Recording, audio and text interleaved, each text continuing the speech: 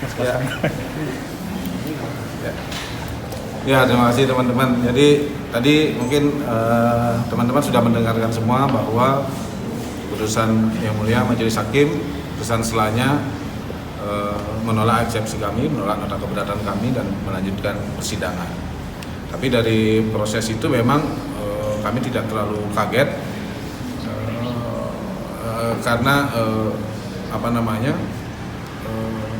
argumentasi hukum atau ratio decidendi atau pertimbangan hukum yang digunakan oleh majelis hakim menurut kami pertimbangan yang tidak cukup kuat sebetulnya untuk membantah atau menolak nota keberatan kami, dan hanya pokoknya masuk pokok perkara gitu. Jadi pokoknya saja. Jadi semua didalilkan masuk pokok perkara, padahal kami berkeyakinan bahwa nota keberatan kami itu semua masih di aras formil.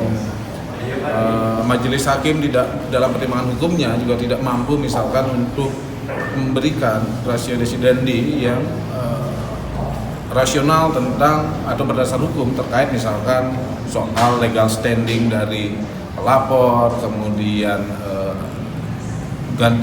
kerugian imaterial yang tidak dikenal dalam hukum pidana itu tidak mampu dijelaskan secara rasional, termasuk juga kegagalan jaksa dalam menyusun dakwaan alternatif itu juga ditolak tanpa satu dasar argumen hukum yang rasional. Jadi menurut kami ya ini putusan sela yang semata-mata ingin melanjutkan saja prosesnya ke proses pembuktian. Itu aja. Ada berapa saksi yang akan disiapkan? Nanti saksi yang pertama kan saksi korban.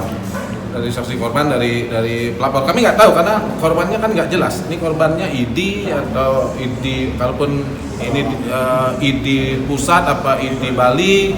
Kalaupun ID Bali misalkan atau ID pusat, dia sifatnya perorangan atau apa, ini kan nggak jelas.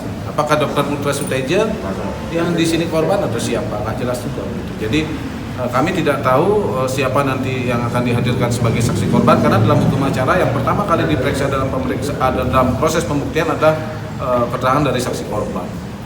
Kalau dengan sidang minggu depan yang tatap muka gimana? Oh ya, kalau sidang offline itu kan memang harapan kami, permintaan kami, walaupun majelis hakim menyatakan bahwa putusan atau kebijakan untuk sidang offline itu bukan karena permintaan dari pihak terdakwa, tapi secara fakta bahwa kamilah yang memang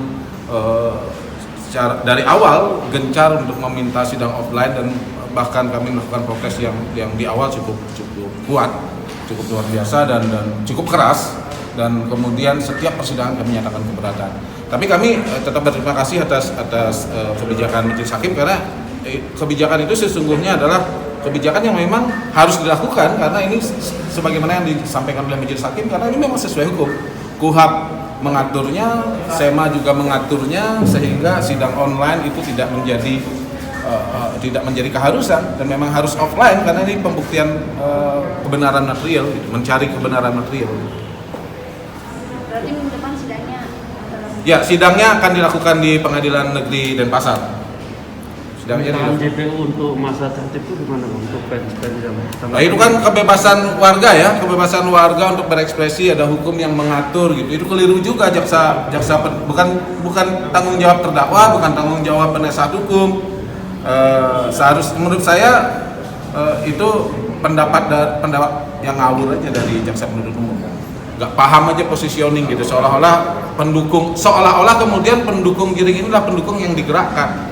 Padahal kan itu ekspresi dari warga negara yang tidak pernah digerakkan oleh siapapun, termasuk digerakkan oleh jering. Jadi biarkan saja ada instrumen hukum yang mengatur, ada aturan yang mengatur soal itu. Yang jelas kami memastikan bahwa dalam sidang offline kami tertib dengan protokol kesehatan sebagaimana yang diminta. Ada tambahan? Sip. Makasih ya.